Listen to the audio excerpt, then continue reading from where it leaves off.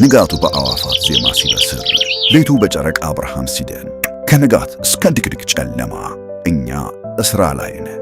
የሥራችን መዳረሻ ግቡም እርሰው በጊዜ ወደ ቤቶ እንዲገቡ ነው። የፋሲካን በዓል ምክንያት በማድረግ በመኖሪያ ቤቶቻችን ላይ ታላቅ የበዓል ቅናሽ አድርገን እየጠበቅነዎት ነው። የመሸጫ ዋጋችንም ከዋጋ ግሽበትና ከዶላር ጭማሪ ጋር አብሮ የማይጨምር ቋሚ የሆነ ቁርጥ ዋጋ በመሆኑ በጊዜ ወስኑ። መኖሪያ ቤቶቻችንም ለኑሮ ምቹ በሆኑና ደህንነታቸው በተጠበቀ ሳር ቤት ቫቲካን ኤምባሲ አጠገብ እንዲሁም በቦሌ ቡልቡላ 93 ማዞሪያ የሚገኙ ናቸው።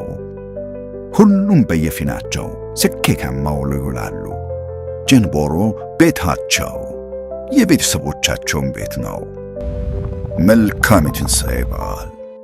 ጀንቦሮ ሪል ስቴት። በጊዜ ግቡ። ተማምነው በሕጋዊ መንገድ በነፃ ካሉበት ሆነው ወደ ሀገር ቤት ገንዘብ መላክ ተችሏል።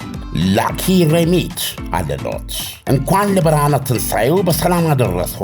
ገንዘብ ወደ ሀገር ቤት ከማንኛውም ስፍራ ከአሜሪካ፣ ካናዳ፣ አውሮፓና ከመካከለኛው ምስራቅ ለሚልኩ ዲያስፖራዎች በሙሉ ላኪ ሬሚት ትልልቅ ምንዛሬዎችንና ዳጎስ ያሉ ጉርሻዎችን ያለምንም ክፍያ በነፃ በሕጋዊ መንገድ መላክ ያስችላል። ላኪ ሬሚት በተጨማሪም ከማስተር ወይም ቪዛ ካርዳችሁ ላይ ወደ ፈለጋችሁት የኢትዮጵያ ባንክ ስትልኩ ገንዘቡ በ2 ሴኮንድ ውስጥ ይደርሳችኋል። 2 ሴኮንድ ብቻ። መተግበሪያው አፕሊኬሽን ከብሔራዊ ባንክ ሙሉ ፍቃድ ያለው በመሆኑ ምንም ሐሳብ ሊገባችሁ አይገባም።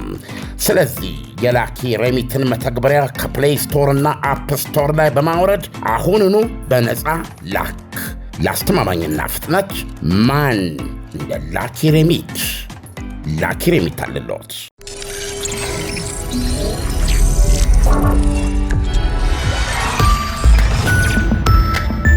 ጤና ይስጥልኝ። ይህ አዋዜ ነው። የዕለቱን ዋና ዋና ጉዳዮች እንመለከታለን። በላይ በቀለ ነኝ። የተባበሩት አረብ ኤሚሬትስ ከነዳጅ ላኪ ሀገሮች ማኅበር ኦፔክ ልትወጣ መሆኑን አስታወቀች። የኤሚሬትስ መውጣት ለኦፔክ እንደ ትልቅ ውድቀት ተቆጥሯል። ለ60 ዓመታት የኦፔክ አባል ሆና የቆየችው የኤሚሬትስን መውጣት ተንታኞች የማኅበሩ መጨረሻ መጀመሪያ ነው ብለዋል። ኦፔክ በኢራን፣ ኢራቅ፣ ኩዌት፣ ሳውዲ አረቢያና ቬንዙዌላ አማካኝነት እንደ ፈረንጆቹ አቆጣጠር በ1960 ሲመሰረት የአባል ሀገራትን የነዳጅ ምርት ማስተባበርና ተገቢውን ገበያ እንዲያገኙ ማድረግን ኢላማ አድርጎ የተነሳ ነው። የተባበሩት አረብ ኤሚሬትስ ማኅበሩ ከተመሰረተ ከ7 ዓመት በኋላ የተቀላቀለች ሲሆን አሁን የእርሷ መውጣት የአባል ሀገራትን ቁጥር ወደ 11 ዝቅ ያደርገዋል። ከ5 መስራች ሀገራት በተጨማሪ አልጄሪያም፣ ጋቦን፣ ኢኳቶሪያል ጊኒ፣ ሊቢያ፣ ናይጄሪያና ሪፐብሊክ ኮንጎም የማኅበሩ አባላት ናቸው። የተባበሩት አረብ ኤሚሬትስ መልቀቅ የኦፔክን አቅም በ15 በመቶ እንደሚቀንሰው ይነገራል። ኤሚሬትስ ማኅበሩን የለቀቀችው ወይም ልትለቅ የወሰነችው የዓለም ባንክ የመካከለኛው ምስራቅ ጦርነት በነዳጅ አቅርቦት ላይ ግዙፍ ኪሳራ አስከትሏል ሲል ማስጠንቀቁን ተከትሎ ነው። የነዳጅ ዋጋ ከፍተኛ ጭማሪ ሲያሳይ ከገቢያቸው አብዛኛውን ለነዳጅና ምግብ የሚያወጡ ድሃ ሕዝቦች ክፉኛ ይጎዳሉ ብሏል የዓለም ባንክ። የተባበሩት አረብ ኤሚሬትስ ከኦፔክ የመውጣት ውሳኔ ከሆርሙዝ መተላለፊያ መዘጋት አንጻር በዓለም የነዳጅ አቅርቦት ላይ የሚያሳድረው ተጽዕኖ ቀላል እንደማይሆን አክሏል። በኦፔክ መረጃ መሠረት የተባበሩት አረብ ኤሚሬትስ በየቀኑ 3 ሚሊዮን በርሜል ነዳጅ፣ ሳውዲ አረቢያ ደግሞ 9 ሚሊዮን በርሜል ነዳጅ ያመርታሉ። አሁን ኤሚሬትስ ስትለቅ የሚፈጠረውን የምርት ክፍተት የመሙላቱ ኃላፊነት ሳውዲ ላይ ተጥሏል። ይህ በእንዲህ እንዳለ የባሕረ ሰላጤው ሀገራት መሪዎች በሳውዲ አረቢያ እንደሚሰበሰቡ ተነግሯል። ከኢራን ጦርነት ወዲህ የመጀመሪያ በሚሆነው በዚህ የመሪዎች ስብሰባ ሀገሮቹ በኢራን የተፈጸመባቸውን ጥቃት መገምገምና በቀጣይ ተመሳሳይ ጥቃት ቢፈጸም ተገቢና የተቀናጀ ምላሽ መስጠት በሚችሉበት ሁኔታ ላይ ይመክራል ነው የተባለው።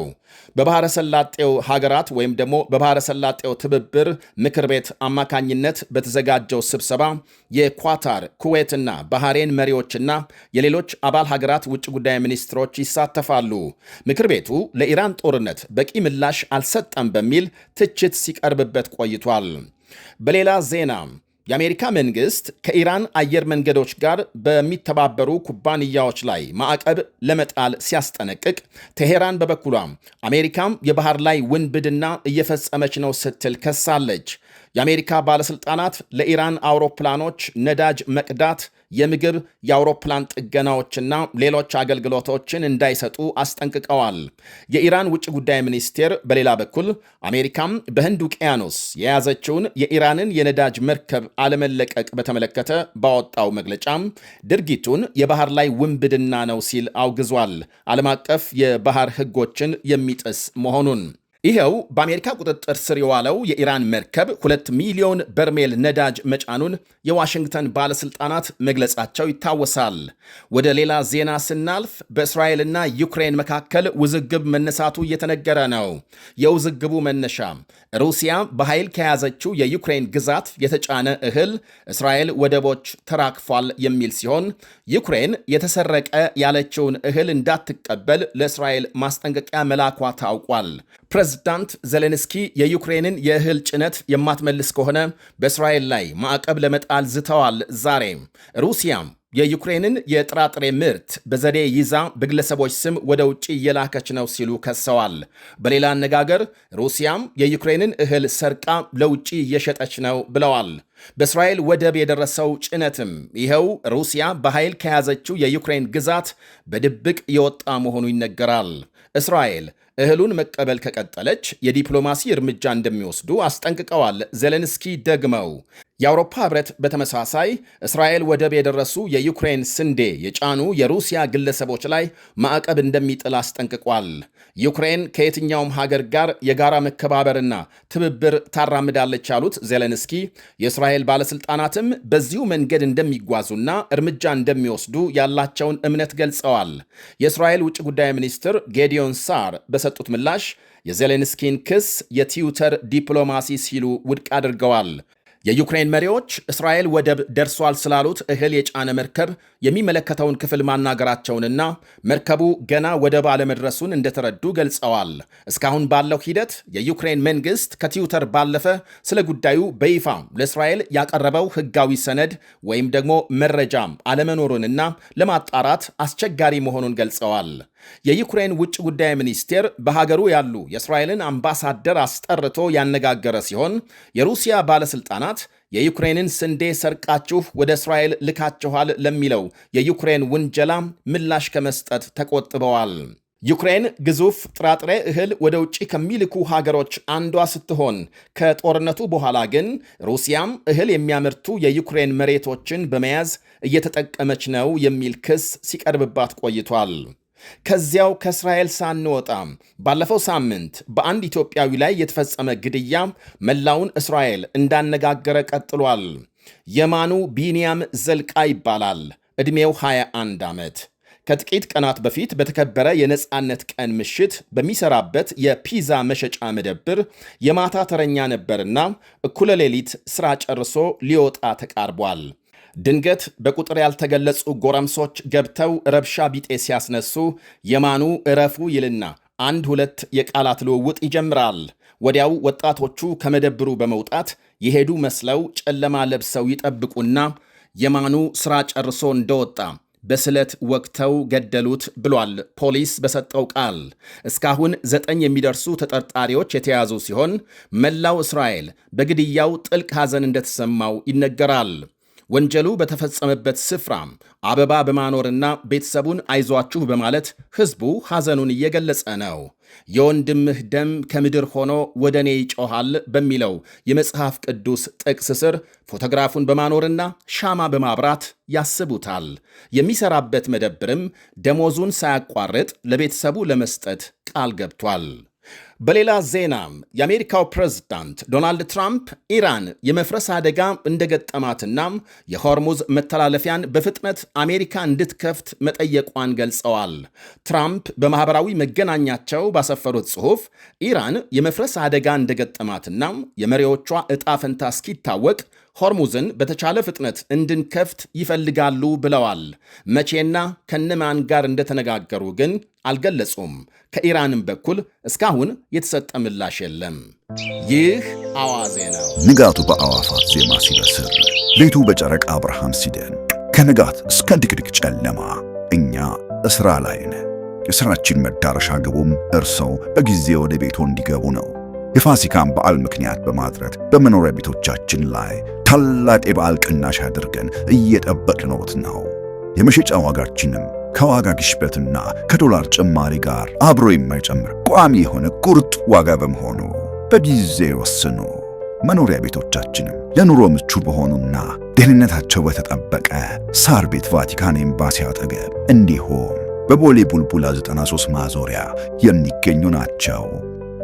ሁሉም በየፊናቸው ስኬታማ ውለው ይውላሉ። ጀንቦሮ ቤታቸው የቤተሰቦቻቸውን ቤት ነው። መልካም የትንሣኤ በዓል። ጀንቦሮ ሪል ስቴት። በጊዜ ግቡ። ተማምነው በሕጋዊ መንገድ በነፃ ካሉበት ሆነው ወደ ሀገር ቤት ገንዘብ መላክ ተችሏል። ላኪ ሬሚት አለሎት። እንኳን ለብርሃነ ትንሣኤው በሰላም አደረሶ። ገንዘብ ወደ ሀገር ቤት ከማንኛውም ስፍራ ከአሜሪካ፣ ካናዳ፣ አውሮፓና ከመካከለኛው ምስራቅ ለሚልኩ ዲያስፖራዎች በሙሉ ላኪ ሬሚት ትልልቅ ምንዛሬዎችንና ዳጎስ ያሉ ጉርሻዎችን ያለምንም ክፍያ በነፃ በሕጋዊ መንገድ መላክ ያስችላል።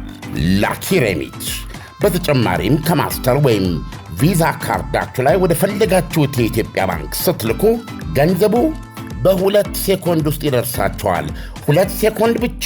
መተግበሪያው አፕሊኬሽን ከብሔራዊ ባንክ ሙሉ ፍቃድ ያለው በመሆኑ ምንም ሐሳብ ሊገባችሁ አይገባም። ስለዚህ የላኪ ሬሚትን መተግበሪያ ከፕሌይ ስቶር እና አፕ ስቶር ላይ በማውረድ አሁኑኑ በነፃ ላክ። ለአስተማማኝና ፍጥነት ማን እንደ ላኪ ሬሚት። ላኪ ሬሚት አለሎት።